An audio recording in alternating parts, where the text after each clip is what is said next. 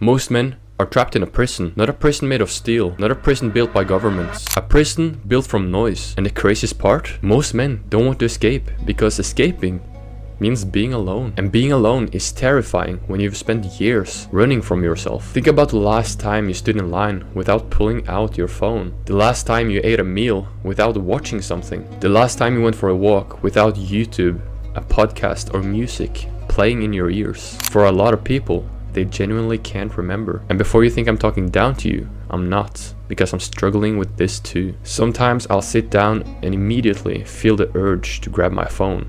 Not because I need it, but because silence, it feels uncomfortable. And that's when I realize something. Maybe the psychological prison most men never escape isn't fear. It's noise. Because noise is everywhere. It's in your pocket. It's on your desk. It's in your headphones. It's in your room. It's in your hand the moment you wake up. And if you're not careful, you can spend your entire life consuming other people's thoughts without developing your own. But this video isn't really about social media. Social media is just a prison guard. The prison is much deeper than that. The prison is never developing a relationship with your own mind. And I think one man understood this better than almost anyone in history.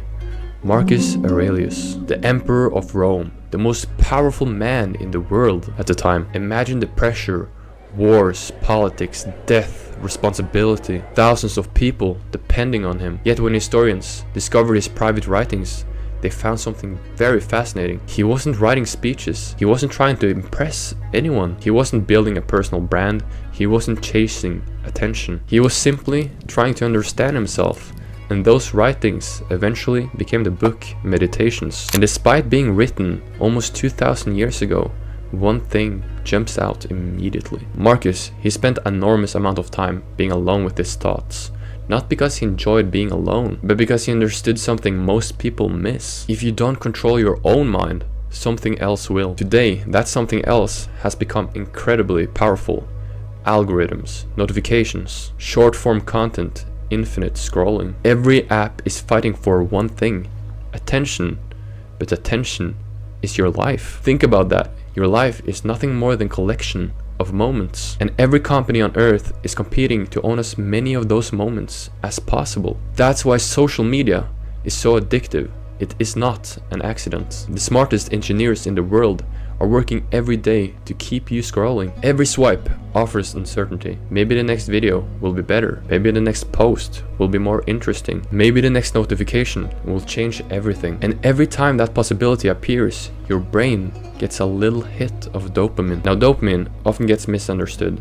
A lot of people think dopamine, it's the pleasure chemical. It's not. It's the anticipation chemical, the pursuit chemical, the maybe something exciting is coming chemical. And social media has become a dopamine slot machine. The problem isn't that dopamine is bad. The problem is what happens when your brain becomes accustomed to receiving it every few seconds. Because eventually, normal life, it starts feeling boring. Reading feels boring. Studying feels boring. Thinking feels boring. But here's the realization that hit me like a truck. Maybe silence isn't boring. Maybe your brain is just overstimulated. It's like eating candy every day and wondering why fruit doesn't taste sweet. The fruit isn't the problem. Your taste buds changed. And I think the same thing happens to our minds. We've become so used to constant stimulation that stillness feels broken. But stillness is where some of the most important things in life happen. Direction, self-awareness, creativity, reflection. You don't find those things while scrolling. You find them in the gaps. You find them during long walks, staring out the window, sitting with a notebook. You find them in moments most people are trying to escape. And here is the strange part.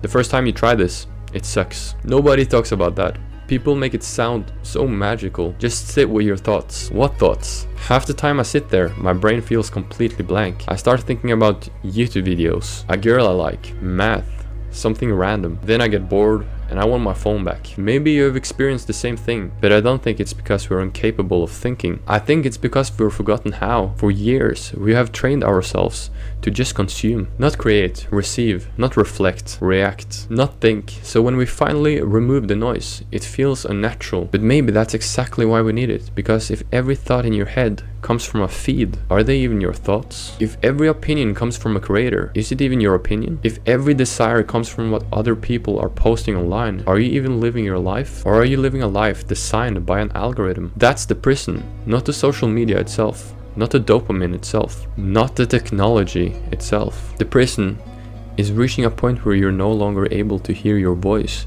beneath all the noise. And that's dangerous, because if you don't know who you are, the world will happily tell you who to be. Buy this, want this, look like this, act like this, think like this, believe this. And before you know it, you've become a product of other people's expectations, not your own decisions. Marcus Aurelius understood this centuries ago, not because he hated the world, but because he understood that a man that cannot sit alone with his own thoughts will be controlled by something outside of himself. So what's the solution? Not deleting every app, not moving to a mountain, not becoming a monk. The solution is much smaller than that. Create space, 5 minutes, 10 minutes, walk without headphones, a meal without your phone, a notebook instead of another scroll. Not because it's productive, not because it's optimized, but because that's where you meet yourself.